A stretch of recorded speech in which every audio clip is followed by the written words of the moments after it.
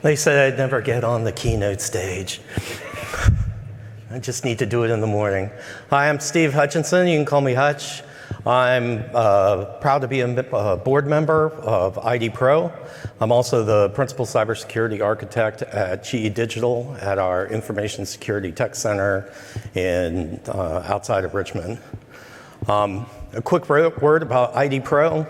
We're working to build the new profession of identity, and we need your help. ID Pro wants to make sure that you know the community is here to help you, but we also need you to give back to that same community. GE Digital, on the other hand, would like you to know that they think it's pretty cheeky of me to stand up here and be speaking for them, and they'd like to remind me every once in a while that I really don't. So a little bit about me. I'm a proud Wahoo from the University of Virginia. A lot of people don't know it, but the only reason that we won this year's national championship in basketball was because I was constantly screaming at my television set. While I was there, I majored in history, but thank God I minored in computer science because that's what's been paying the bills for so long. I did C++ programming early on. That led me into networking and networking management. From there, I went to enterprise architecture and enterprise security architecture. Enterprise security architecture is what allowed me to get the job at GE, which has been the best job that I've ever had. I get to work with an incredibly talented team of identity professionals, some of which don't work for us anymore, but they still keep in touch, which is very nice. Again, also a member of ID Pro, and we'll talk about that a little later. In 2016, I did somehow manage to end up on the list of top 100 influencers in identity. And if there's anybody here from One World Identity, just tell me what I need to do to get back on that list, because I think Mark Zuckerberg replaced me. Because that really is what started to allow me to get to speak at conferences, which I love to do. I found out that it's important at conferences to make sure that you're putting a lot of buzzwords into your presentation. So for this presentation, we have everything. We've got machine learning. We've got artificial intelligence. We've got data science. We have memes, zero trust networks, risk-based authentication, MTV Stan Cortez. So let's start with zero trust networks.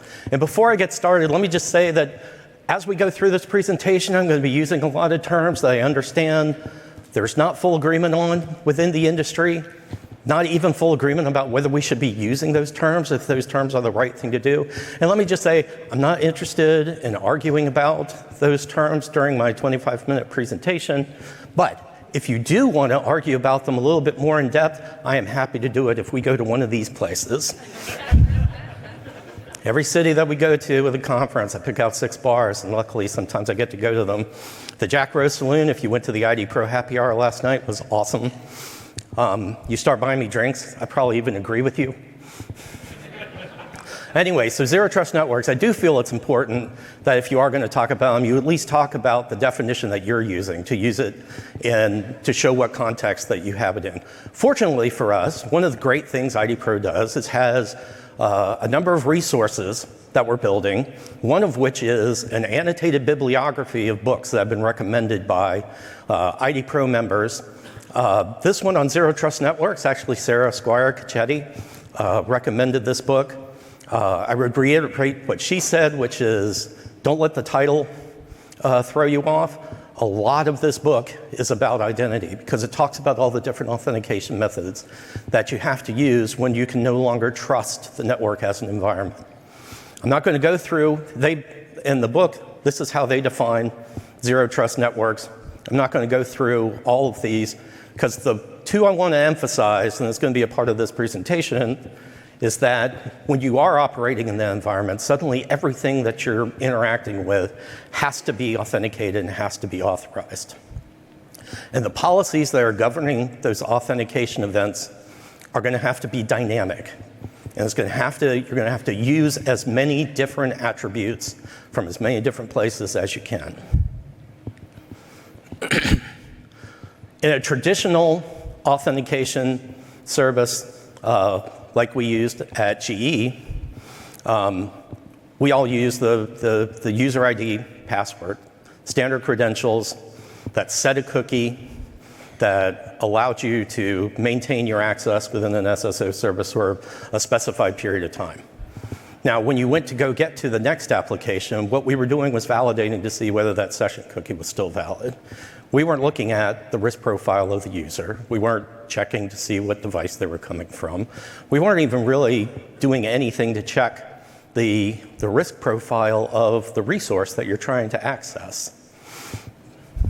We just went through and, sorry, my monitor went off. We just went through and set the cookie. Every once in a while, we would let applications on their own decide if they wanted to use like one of the OTP authenticators to be able to do multi-factor, but it was on an application by application basis. What we're working towards now is very different. Now we're working with contextual authentication because we don't want to just trust that, oh, I authenticated some time period ago. We want to be able to look at maintaining a session state as long as the risk profile hasn't changed. And to do that, we have to make a risk calculation on every single event where a user is accessing a resource. And when we do that now, we're taking a lot of different factors into account. So we're looking at things like device management, device registration. Is it a GE managed device? If it's not, is it at least the same device that they had the last time that they showed up? We are also, because we're building this in a modular fashion, we're now allowing a multitude of different authenticators. So if we're going to step up an authentication due to a risk event, we want to be able to use not just the one token that we used to have, but we want users to be able to leverage, and our businesses to be able to leverage a plethora of different authenticators, especially since now we have available to us authenticators that are built onto the desktops in our workstations and like Windows Hello. So we built this to be FIDO2 compliant and to be able to use those authenticators. It also means that we had to expand our self-service portal to allow applications to set up more attributes about their applications so we could make risk calculations. Means maybe we connect to our CMDB, which maintains an actual risk score for an application, or it could be as simple as allowing the applications to, at what we used to say coarse-grained authorization, we now are moving down to what I like to call medium-grained authorization.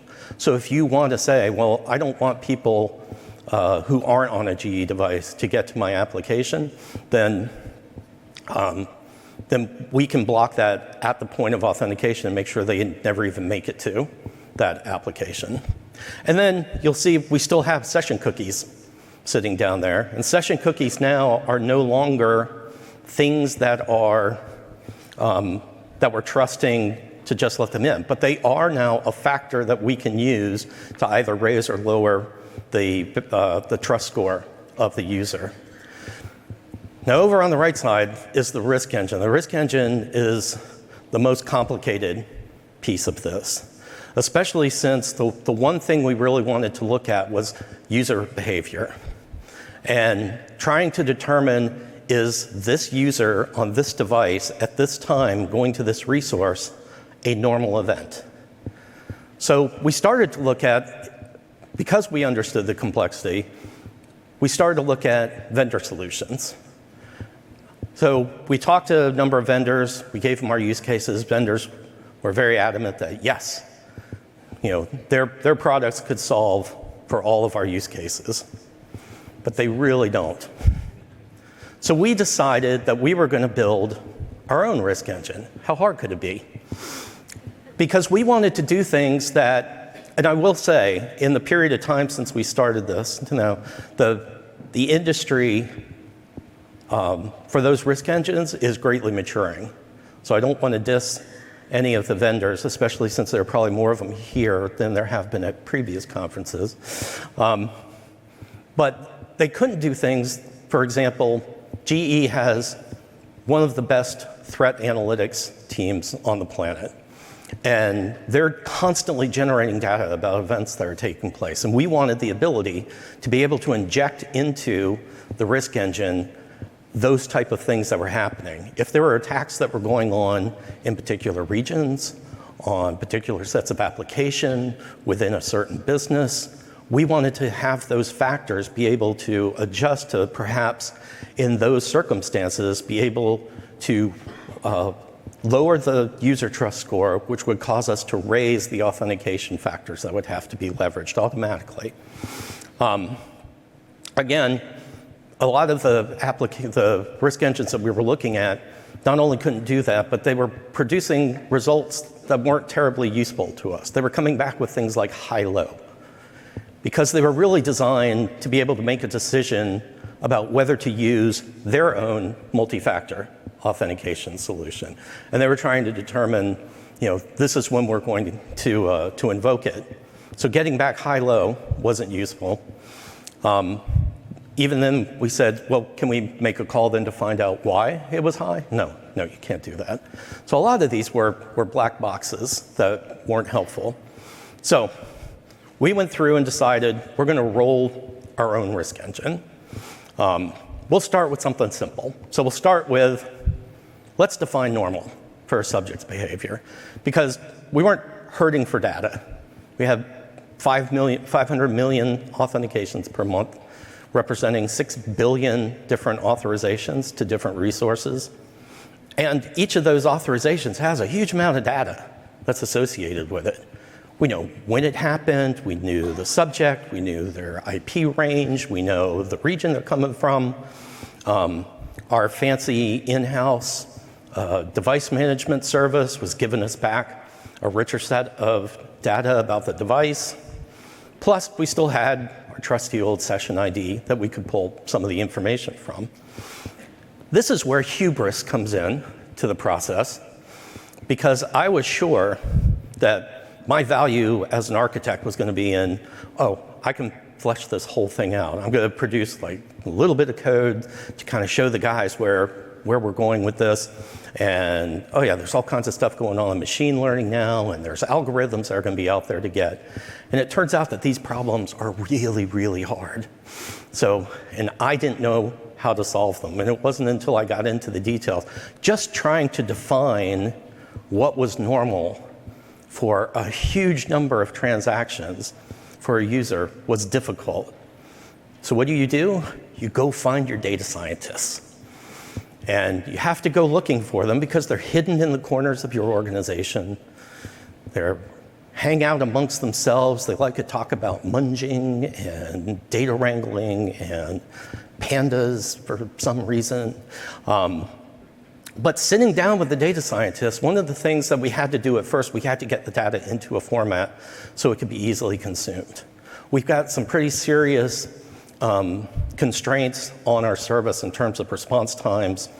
The way we were leveraging all this data before, they were just sitting around in log files. We needed to get them into formats. They were really good at that. Fortunately, they were also, at the same time, they were working with our cybersecurity team, which was trying to use machine learning to look for anomalies in events, to try and find if there were attacks going on that aren't readily present and weren't easy to see. So we hadn't done anything on the identity side. We hadn't done anything to try and look at it in real time. So we went through together, we kind of went through a process. I can't say enough good things about SageMaker. SageMaker is the thing that kind of allows most people to go through and actually do machine learning. It takes out a lot of the complicated pieces of it.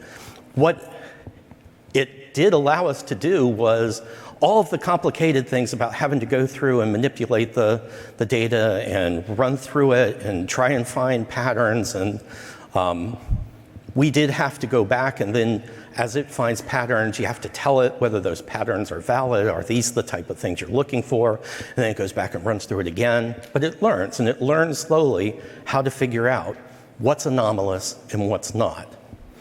Some issues with this were it works really well if you're looking for anomalies backwards. So if you've already got a large set of data and you want to go back and see, what's anomalous in these different activities. So the jobs that we were running run for a long time, like almost a full day. And what they were producing were, here was an anomaly 3 weeks ago. The cybersecurity team loves that because we've never really done that at the identity level. But to us, this is a report on something that's already happened. What we really need to do for a contextual authentication service is we need to figure out those anomalies in real time, and we need to do it quickly because we're obligated to the entire authentication process from the time that the user goes to access the resource to the time a decision's made and allows them access in is sub-second. And it's sub-second at 1,000 transactions a second. So there's only so much we can do. And this is where I've cheated a little bit because we haven't completely solved this problem. One really kind of cool thing to do if you want to speak at a conference is to talk about a problem and go how far you've gotten through it and then start to build a community of people who are also working on that problem, and then you can kind of work down together. So as we tend to do, we fell back on some of the tools that we already knew. Casual conversation at the RSA conference with the guys from Radiant Logic, who we use for our virtual directories. They said, have you guys thought about using virtual groups to try and figure out, put everybody into little buckets for all of the things that you're looking for? So we have, again, we've got all the information that we've got from our logs. Now when SageMaker runs, SageMaker can run and it can find these anomalies, but it can also start to pull out these individual attributes and start populating these virtual groups. So we have groups for the hour period where they were logging in, from the IP range that they were coming from, the region, the app ID, the device, the session. Right now, 16 different things that we're looking at.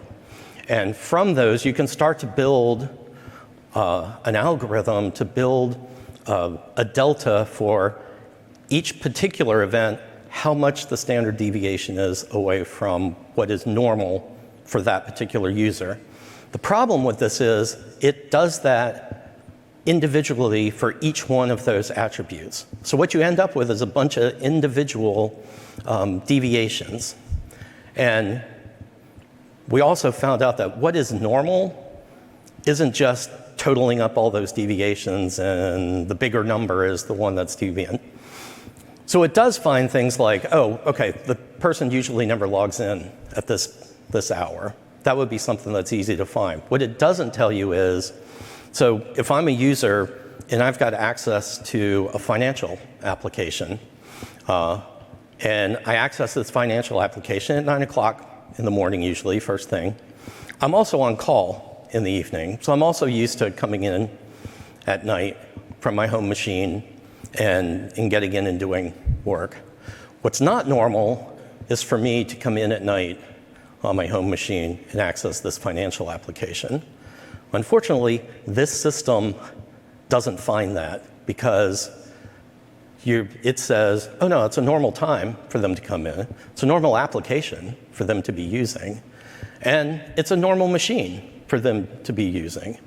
The trick is that an authentication event is not a collection of those individual attributes. An authentication event is all of those things together in relation. And that's building up like a picture of an authentication event. What you're really trying to do is figure out how does that picture relate to all of the other pictures or the big picture of all of that user's authentication events. So we're moving now towards leveraging machine learning almost more in the sense of what like Google is using it for. If you've ever used Google Photos, they're frighteningly good at figuring out people's faces, even if that face is super tiny sitting in the background of a picture. Or even better yet, trying to figure out, is this a picture of a dog or is this a picture of a horse? And the way that it's doing that, it's comparing all of those pictures, and there are things that it slowly starts to learn, things that when we look at it, we can absolutely say, oh, okay, that's a horse. It doesn't know what a horse is, but it slowly starts to learn that.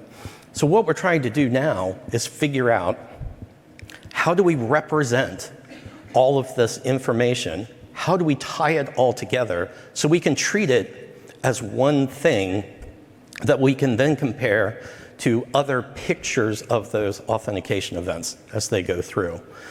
I gave this presentation at EIC in Munich last month, and exactly what I wanted to have happened.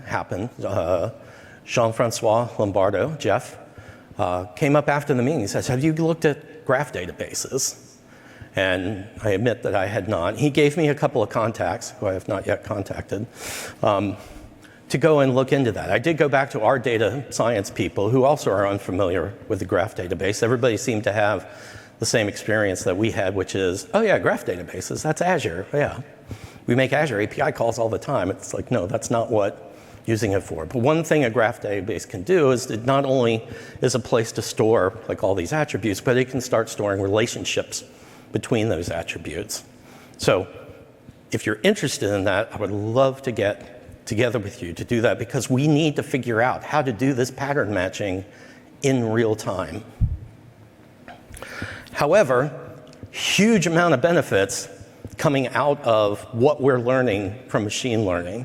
So this is where you see most of the vendors are in the space now. If you're leveraging machine learning in an IAM program, it's usually these things that are more in our identity governance administration space, because these are things that absolutely lend themselves to looking at large volumes of data, looking back at them, and trying to find anomalies, but using those anomalies in different ways. So for example, one of the things that we struggle with at GE is access recertification, because we send the message to the boss who's got 25 people working for him. Each one of those has access to a number of different applications, which have a number of different roles and a number of different rights. So you get a session back that says, you need to see if all of your users still need to use this resource.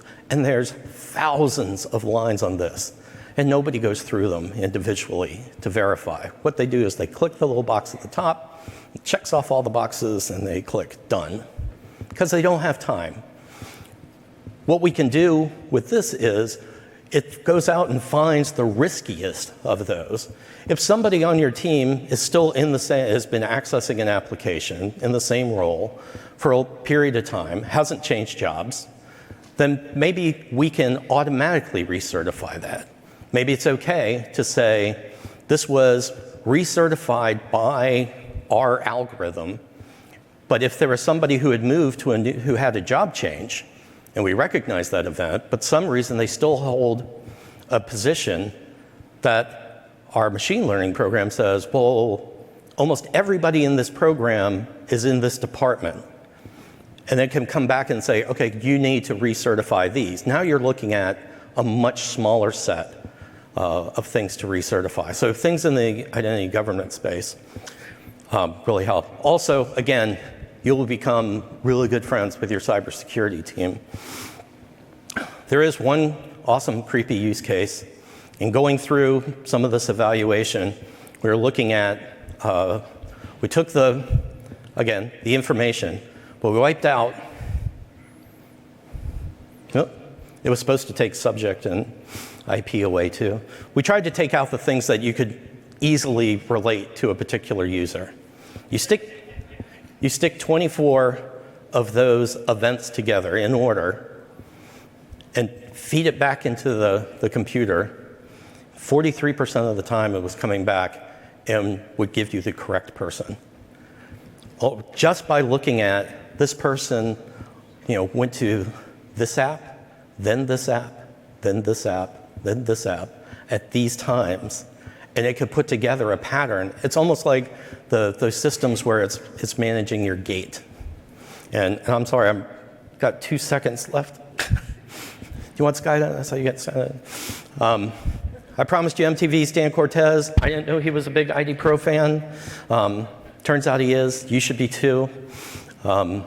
Find us. Go to the website, idpro.org. We'd love to have you join and be a part of the community.